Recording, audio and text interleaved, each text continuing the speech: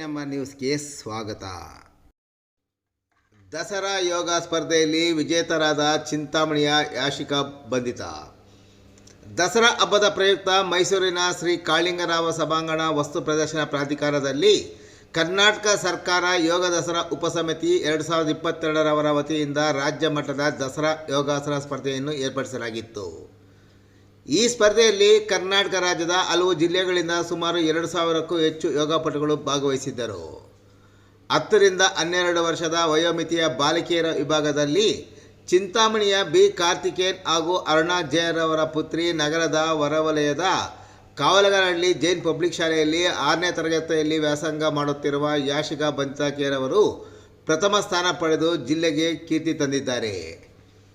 ಇವರಿಗೆ ಪ್ರಶಸ್ತಿ ಪತ್ರ ಹಾಗೂ ರೂ. 2,000 ನಗದು ಬಹುಮಾನ ನೀಡಿ ಗೌರವಿಸಲಾಗಿದೆ.